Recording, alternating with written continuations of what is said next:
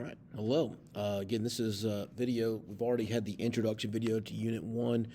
This video is focused primarily on Section 1. So we have Unit 1.1, Interaction of Heredity and Environment, things that we've inherited from our genes, from our two biological parents, and things that we've picked up from the environment and our interactions we've experienced.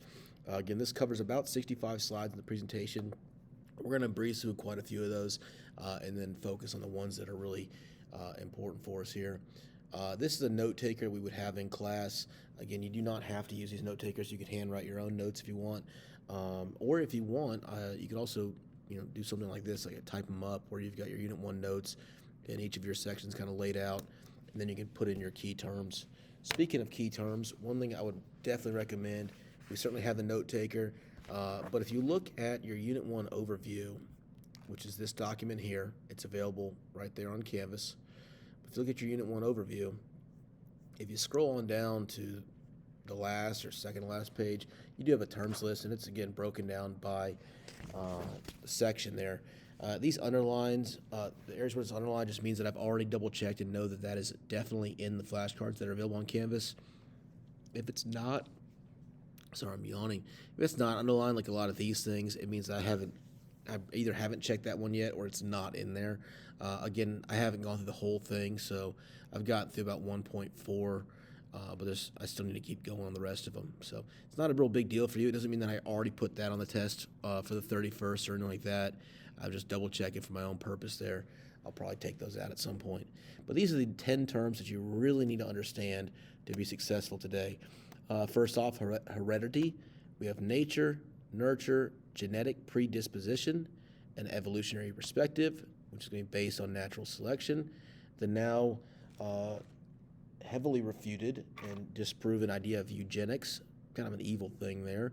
We'll talk about twin studies pretty early on, which will also deal with family studies and adoption studies. So what you could certainly do, if you like, is if you're doing your notes on the computer, is just copy all of those, Command-C, come on over here to your notes, Command-V. Right now they are set as 3 columns, but if you come on up to Format and just put it back in 1 column, now you can easily go through and type out, Command-U, take away the underline, type out whatever you need for heredity, so you can. I would definitely recommend doing that. You're welcome to try to follow along in the note taker, although I'm not sure you have access to that yet, but I think you'll get everything you need by just doing it this way. All right, so let's jump right in. And if you ever want to, you can split your screen. You cannot be full screen to do that, but if you split your screen, there we go. Just hover over the green dot. You can tile one to the left, one to the right. Again, I'm still working on your sleep crash course video, but we will get to that after this video. All right, so again, Unit 1 starts off right there, and here's your stuff right here. You really don't need these preview slides there, so unless you want to scroll fast, so you can get those out of the way and see a little bit better. If you need to adjust things over, you can do that. You can also adjust your zoom right there, however you want to do it. Okay, so let's see here. Starting off talking about, in this presentation, again, these are some topics here. Monozygotic twins, which means they're the same zygote initially. In the womb, they're identical twins, fraternal twins. We'll discuss again twin studies, adoption, heritability, gene-environment interaction, which will also include something called epigenetics. That is not eugenics. Epigenetics is a little bit different than eugenics. We'll just look at that briefly, as well as, again, evolutionary psychology. That'll be pretty early on. Again, a lot of these things there's an exclusionary statement the College Board put out that said some of the stuff that we used to study in psychology is now beyond the scope of psychology. So we're not going to worry too much about specific chromosomes and DNA and whatnot, or even the human genome. We're going to skip past a good bit of that stuff. Again, if you're not familiar, dominant genes are the ones that show up, recessive genes are the ones that tend to be in the background. Here we go. So again, identical twins versus fraternal twins. Again, that's primarily a biology subject, but again, there's different types of twins. So the identical are the monozygotic, fraternal, meaning 2 zygotes. And there's some interesting stuff with that. Again, this is the percentages of twins that fall into each group. Not really a big concern for ours right now. But this is where it gets somewhat important for us here. Now you will notice that if you on the note taker, the very first box you have says nature and nurture, and again that's very important. Before we get into the twin stuff, historically, people have fallen into two groups. Generally, most people throughout history have followed the idea of nature, and that is again what you inherit from your two biological parents, the genes that you inherit, and the idea there that supported the old ideas of nobility and aristocracy, that certain people were better and their parents, their ancestors has been successful because they had better genes, and that good breeding has allowed their children to be better, and that kind of got them pushed into the better roles in life. Whereas people that were born into poor families, it's because their ancestors were lesser people and they belonged to that role. And as long as they kind of bought into that, they could be happy in that role. So the idea of nature, of you inherit everything, your quality of who you are and your intelligence and your ability to produce in life, that mindset fits the idea of nature. Then in the late 1800s, early 1900s, we started having sociology come along, and people started seeing major contributions with the Industrial Revolution from people that were from lower ranks of society. And the ideas of nurture started to come along, where the idea that the heart, if you are taught well, if you're well educated, and you are a hardworking person, you can rise above your station in life. And so there's a big argument for a while about, is it nature, is it genetics that make you who you are, or is it your circumstances that you encounter and you're able to overcome that make you who you are? And the reality is it's both. Genetics definitely plays a role in a lot of aspects of who we are, especially things like height, hair color, your general physique, things like that, and some other things. Personality as well can be a big part of that. But nurture and your environmental conditions definitely play a role too. All right, now moving on to the twins stuff. Again, here we go. So if monozygotic or identical twins share more similarity in a trait than fraternal twins do, then that trait has a genetic component. And again, regular siblings, like if you just have a regular brother or sister not born at the same time, then there's going to be even less similarity there. And obviously unrelated people, that's a totally different situation there. All right, and here are some correlations with a variety of things for monozygotic twins and dizygotic or fraternal twins. And then again, we get into other stuff, but that's beyond the scope of what we got. So a person whose identical twin has autism spectrum disorder has about a 3 and 4 or 75% chance of being similarly diagnosed. If, however, the affected twin is fraternal instead of identical, the co-twin has about a 1 in 3 risk. So if you have an identical twin and they are diagnosed with autism, then there's a 75% chance that you will be diagnosed as well. However, again, if they're not, you could have been born at the same time, but different zygotes, you're fraternal twins, then you have about a 33% chance of being similarly diagnosed. Moving on, identical twins are much more alike in extroversion, which is being outgoing, being a very, I wouldn't say flamboyant necessarily, but very talkative, very easy to interact with people, as well as neuroticism, being unstable emotionally there. So then our fraternal twins. So again, that is also a genetic component there. This next one here, make sure we explain this clearly. If you have an identical twin that has been convicted of drinking and driving, your chances of also experiencing that are 12 times greater than if that twin was a fraternal twin, and certainly even greater than if it was a non-twin sibling. So there are certain things that definitely have a correlation there. All right. So how we can use twins studies. Now, if you have monozygotic or identical twins and they are raised in different settings, again, it would be unethical to separate them and have them raised separately, but it happens a lot naturally. People have children, and for whatever reason, they can't raise both of them or either of them, and they are given up for adoption. They may be adopted by different couples. So a set of twins that are raised separately, well, we know they have exactly the same genetic makeup. So any differences that we observe in these children as they grow must be due to the environment that they grow up in. So nature can play a large role in that. the nurture. The nature is the genetics, the nurture is the environment. That always throws me off. I think of nature as environment, but it's not in psychology. So, again, a psychologist named Thomas Bouchard and his colleagues, again, as I say here, they located 74 pairs. It'll tell you 80 in a second, but either way, they found similar in taste, physical attributes. Obviously, physical attributes are identical twins. Personality. So again, personality is more genetic than it is environmental. Their abilities, their attitudes, their interests, and even their fears. All right. So here's a very famous example. I'm not sure which one of these guys, but one of these guys' name is Jim Lewis. And here's a variety of stats about him, about 8 or 9 things that are somewhat unique to him. Here, and then the other one is his brother, whose name is Jim Springer.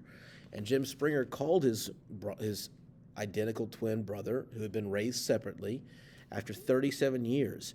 And they found out that everything was the same, except that Jim Springer's son had 2 L's in his name, Alan, whereas Jim Lewis' son had 1 L, which is kind of unbelievable to me that, there's so many similarities.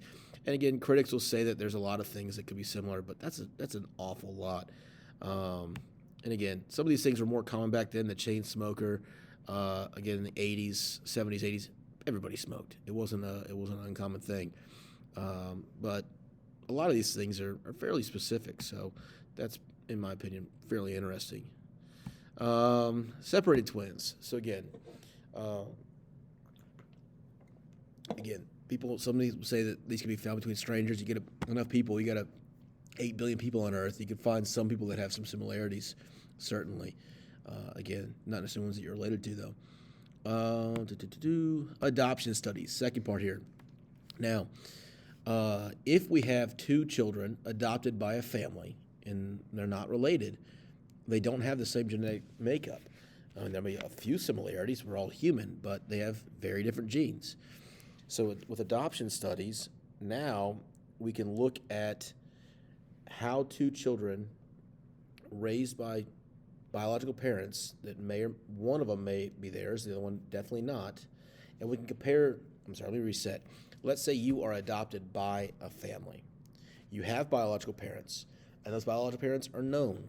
So researchers can investigate your biological parents and learn about their personality and their traits, and then obviously they can investigate your adoptive parents and learn about their traits, and we can see the differences between the two.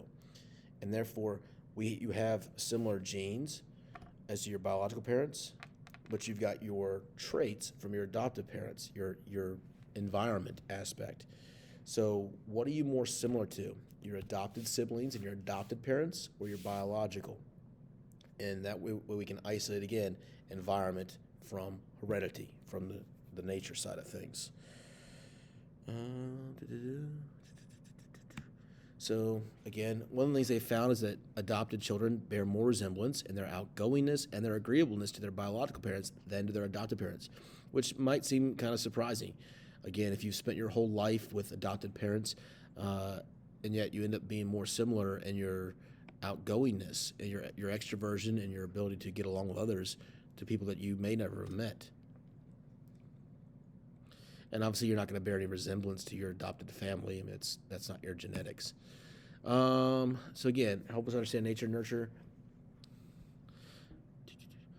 So it says here, the stunning finding from studies of hundreds of adopted families is that apart from identical twins, people who grew up together, whether biologically related or not, do not much resemble one another in personality. And that, to me, is very unique. So again, the environment apparently is not a big impact on personality. It's much more of a nature thing. All right. Again, parenting does have an impact.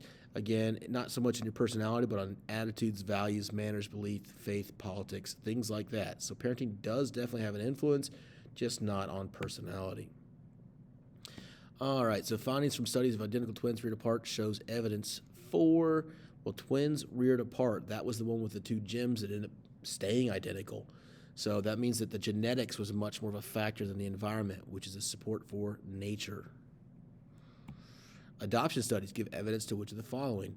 Well, it gives evidence towards personality is influenced by nature, whereas certain opinions, what were the other things we had? Attitudes, values, manners, belief, faith, and politics We're based more on nurture. Which of the following would be most alike? That's your identical twins, which are monozygotic. So it's either B or D here, that are raised in the same environment would likely be the most alike. But again, we've seen that the different environments isn't too big of an impact there. Heritability, this is one we definitely need here. So again, heritability is a measure of how much the differences in people's traits can be attributed to the differences in their genes. Now, this is important, and we'll see here that it's not measuring the chances of you being tall or smart or blue-eyed, but it's the percent chance of the difference in that. All right, so it ranges here from 0 to 1, which is really 0% to 100%. We've just, when we moved to a decimal, we moved 2 places to the left, so it's 0 to 1. So if you have heritability at 0, it means there's no chance that it's due to genetics. It's all due to environment. If it is 1, it's 100% due to genetics and not due to environment at all. And obviously, if it's a 0.5, then it's a little bit of both, a lot of both, in fact. So characteristics such as religion, language spoken, political preference have a heritability of 0. They are not genetic. Those are environmental or nurture. Again, many disorders caused by mutations in single genes, such as PKU, have high heritability. Again, height also. Intelligence, multifactorial diseases, somewhere in the middle.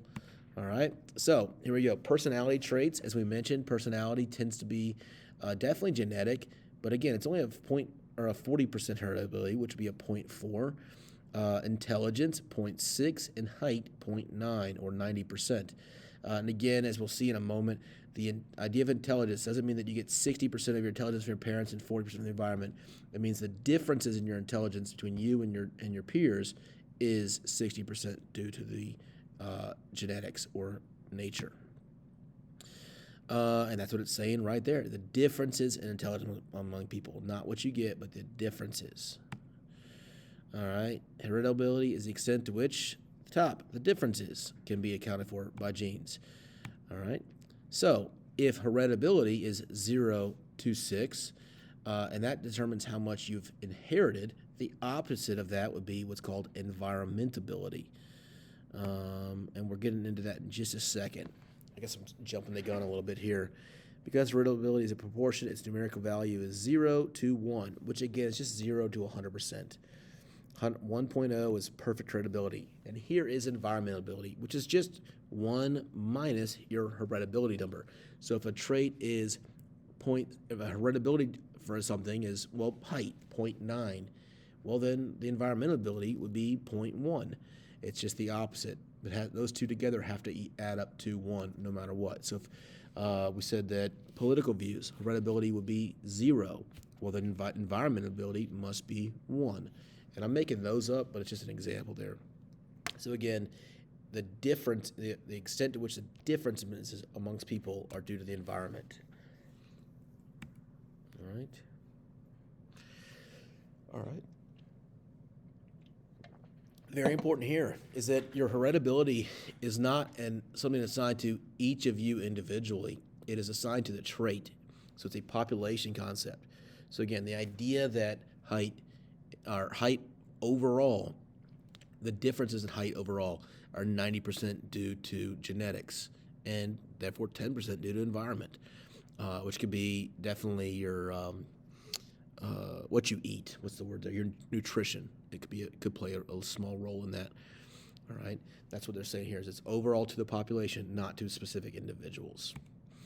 All right, gene environment interaction. Here we are. This is right below heritability environment on there. And again, not one of our major parts of our what's it called?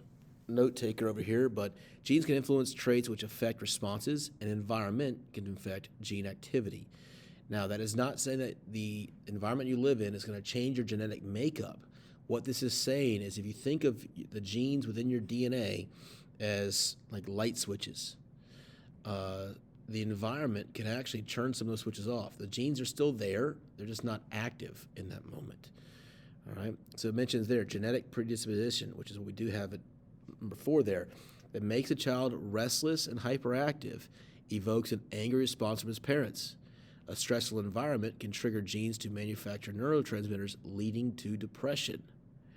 So if that kid is a really happy kid that just loves to run around and play and just interact with everybody, and the parents they get home from work and they're exhausted, they're tired, and they just rip them a new one. Tell them, sit down, shut up, spank him, stuff like that every day.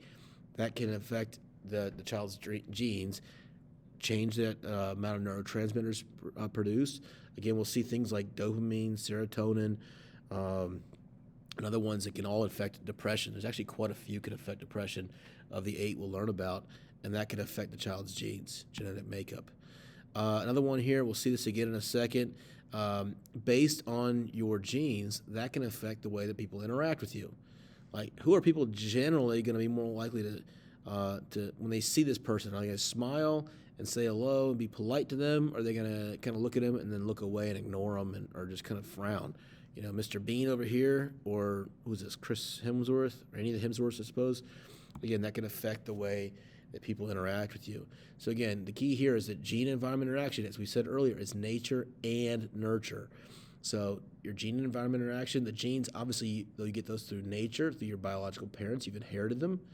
But then the way that your genes are perceived by those around you and the way those people treat you based on your genes can then impact your specific genes and as far as how active they are. Let me make this a little bigger and smaller. There we go. That's better. All right. They can also be passive. Again, hair color. I mean, your parents pass that on. You got it, and that's about it. They can be evocative. So the halo effect we just mentioned. If you're a beautiful person, people generally are going to be kind of nice to you. Not always. People might get jealous of you. But strangers that you're meeting for the first time are generally going to be pretty nice to you. If you're not, if you look like Mr. Bean over there, you might have some tougher interactions with people and tougher introductions to people. And that could affect, again, your happiness and depression, things like that. And they're active. So passive, evocative, and active. So if you're a really outgoing person, you're probably going to want to go and be more sociable, go to more events, go to more games, things like that. If you're a more introverted person, you're probably going to want to stay home and read or play video games, things like that. Watch movies on your own. And again, that can certainly impact the way that you interact with the world. Moving on, epigenetics, also important. I put this in right underneath the gene-environment interaction. If you want, you can go ahead and add that in there. Let me just tab it over. Again, that likely will not be, did I spell that right? Epigenetics. No, I did not. There we go. All right, so it's a study of environmental influences on gene expression that occur without a DNA change. All right, so the epi is in addition to, so how your lifestyle, environment choices can directly interact with the genome, which is really what we were just referring to. Let's see here. So one of the things, again, teratogens, drugs and whatnot, these things can all impact the genes as you go, both while you're in the womb, just after birth, as a child, as an adult. There's a variety of things that can impact how your genes are expressed. It doesn't change your DNA. It just changes how likely certain aspects are to show up. All right? There's a variety of examples right here that you can see. I'll let you pause that if you'd like. All right, moving on to an evolutionary perspective, which, quick quiz, who came up with the idea of evolution? Charles Darwin. All right, he called it natural selection, and it's the whole idea that an evolutionary process through which adaptive traits are passed on to ongoing generations because of these traits, because they help animals survive and reproduce. So that's the whole idea of natural selection. That's why we have alligators in the Everglades and not penguins. They wouldn't last very long there. And vice versa in Antarctica. You're going to have a lot of penguins and no alligators. Their cold-blooded nature would not survive very well down there. All right, so again, the genes that make people successful and more likely to live long enough to reproduce and to actively reproduce, those genes are going to pass on because those people are going to reproduce. The genes that from ancient people that were not well suited to their environment or to finding a mate, well, those people didn't live long enough to find mates. Or if they did, they weren't successful in finding mates, and their genes died off with them. That's the idea of natural selection. And that takes us into evolutionary psychology, which we dealt with some last week as one of our approaches. And the key there, it says, again, our genes predispose us to act in ways that enhance their being the genes, chances of surviving and spreading. So again, very important there, the evolutionary perspective of psychology. So again, it's all about reproduction. So a variety of problems that ancient humans dealt with. One, surviving, just living long enough to be physically capable of reproduction. So living about 13 to 15 years, somewhere in there. And again, those ages have changed a little bit over time. They're actually moving up. They're getting moving to lower ages. Problems of mating, selecting, attracting, and retaining a mate long enough to reproduce. So you've made it long enough to be sexually capable of reproducing, and now you need to find another human being that's also capable of what you need, the other side of the coin, and is willing to mate with you.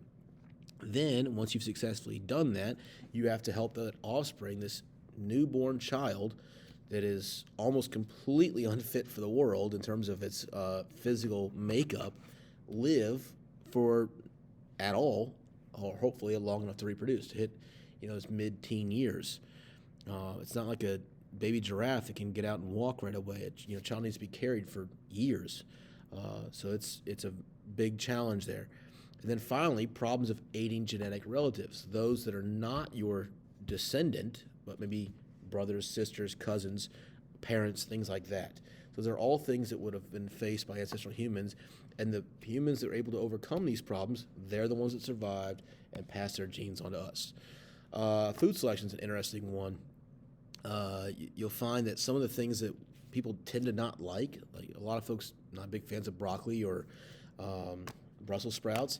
Well, there are examples of things within them that could be harmful to children. So that's where people have developed taste aversions to that, and that's what we're seeing right there. And there it is.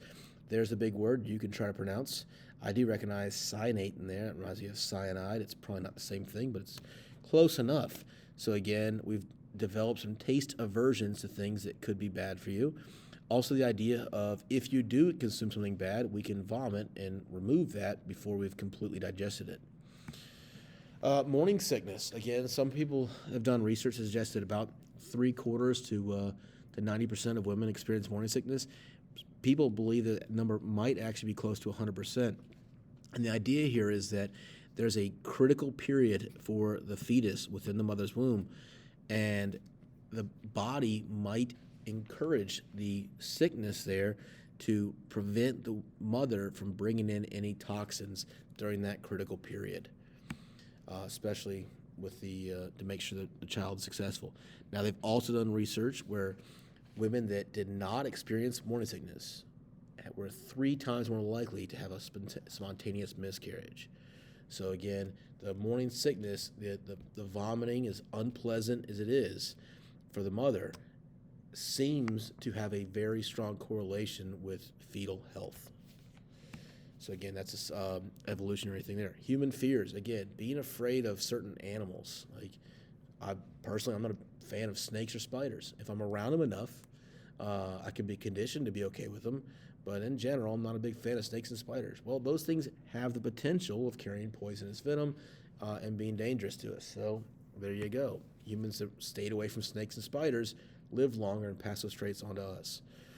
You also see other ones being afraid of heights in confined spaces. Again, if you're not afraid of heights, you're going to spend more time, climbing to the tops of trees, and every once in a while you might fall out of that tree, and then you don't pass those genes on anymore. Confined spaces, again, you want to be buried alive. Being afraid of the dark, again, we don't see well in the dark. We don't have echolocation like a bat might, or night vision like some other animals have. So we are just purely prey when we're in the dark. Public speaking, I'm not sure where that one comes from, but I guess maybe just speaking to strangers.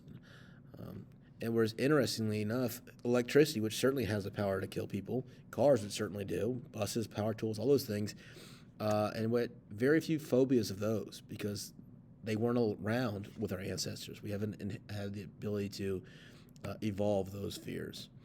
And again, prepared fears. We'll see a lot of stuff with rhesus monkeys later on, especially in learning, uh, and they can learn a fear just by watching a video of another rhesus monkey being afraid of something, showing fear. However, that fear was acquired by the monkey watching the video when they saw the other monkeys afraid of something like a snake or a crocodile, but not when they saw them being afraid of something like a pot of flowers or an inanimate object. So there was some discernment there by the monkeys.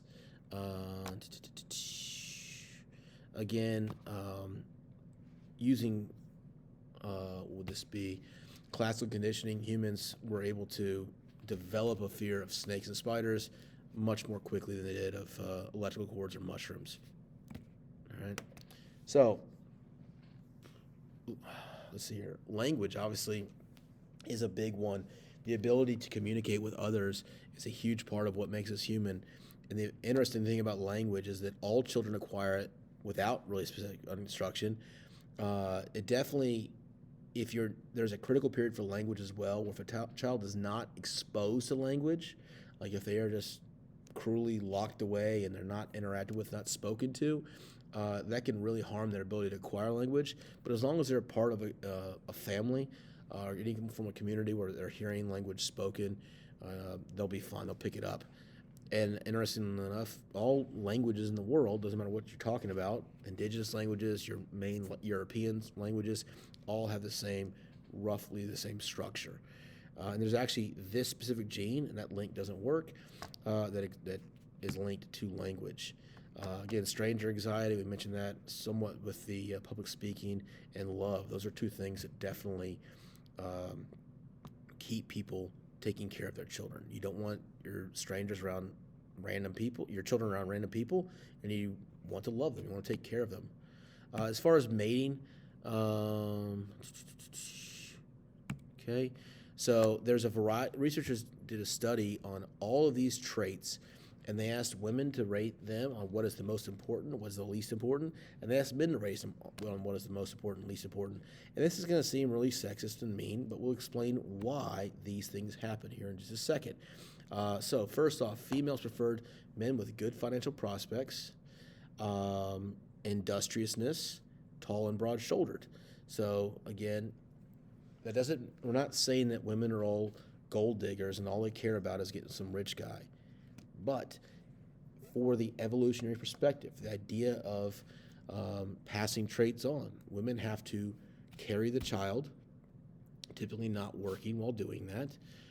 They have to care for the child after it's born, again, typically not working while doing that throughout history. So they need a man that can provide not just for himself, but for the wife and for the children that will come. Generally, many more than one. Birth rates have gone down a lot in the last 50 to 100 years.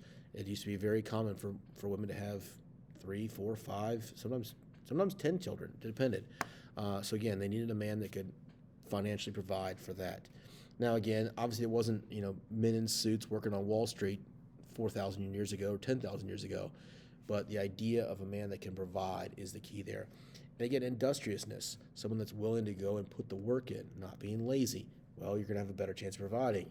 Tall and broad-shouldered, again, high levels of testosterone, able to protect, defend, care for the family, provide for the family. Males preferred waist-to-hip ratio of about 0.7, so something like this, a round, curvy woman. Also youthfulness. And again, well, first of all, the waist-to-hip ratio deals with the ability to deliver children, how many children can be carried and how many children can be delivered, not at once, obviously, but just healthily delivered children, as opposed to having complications with birth. The youthfulness, again, the features there associated with a strong immune system, so a woman that can survive childbirth, high estrogen level, and developmental stability. So again, both men and women are developing ways to see for on sight traits that would make for a good partner. Health, fertility, and faithfulness. And we'll see that again here in just a second. Now, these two researchers, decades ago, did a study where they had average-looking research assistants. not models and not, Quasimodo, but just average-looking research assistants, undergraduates, walk around campus and say this quote to males and females. So women would go up to young men on campus and say, I've been noticing you around campus, and I find you to be very attractive. Would you go to bed with me tonight? Would you sleep with me? And in that case, when the women asked men, the men said yes 75% of the time. When young men asked young women that, they said yes 0% of the time. And you might wonder, why would it be so different? Again, some men were much more likely. Again, they repeated the survey for each of the next 2 years and got similar results. And there's a reason behind this. Women in a casual relationship, there's a lot more at stake there. If they become pregnant, they have to carry that child for months. They have to care for that child for the rest of his life. If a man impregnates a woman and doesn't know about it, well, that's not going to affect him from that day onwards. So again, that is definitely an evolutionary perspective there. Women have inherited that genetic makeup, that caution with choosing a partner over millennia of evolution. Moving on here. Let's see. What about that? Again, it says, have they formed harmful gender roles in our society? I mean, nowadays, yes, you could certainly argue that. And that's what that's saying right here. With feminist revolution, the idea is that the main idea here, I believe, is that women have been kept out of moving up in the workplace, and in many cases kept out of the workplace altogether by their gender. And they believe, and many folks obviously believe that that is very unfair. Well, the idea of a workplace at all, much less management levels of workplace, is relatively new in human history. Humans have been around for hundreds of thousands of years. We've been living in what you consider like civilizations or settlements for a couple thousand years. The idea of women in the workplace is relatively recent, the last 100 to 200 years. So that is changing, but the ideas of pregnancy, caring for children, motherhood in general, and the genetic makeup linked with that definitely puts women at a disadvantage in the workplace and government sectors. But it is changing. Again, birth rates have gone down dramatically, and more women are moving up in the world. That's about it for that. I believe we've covered all of our topics here. Again, if you have any questions, please reach out to me. But that's about it for today. Tomorrow we will look at the overview of the nervous system and then move on to neurons and neural firing. Hope you're doing well. Take care.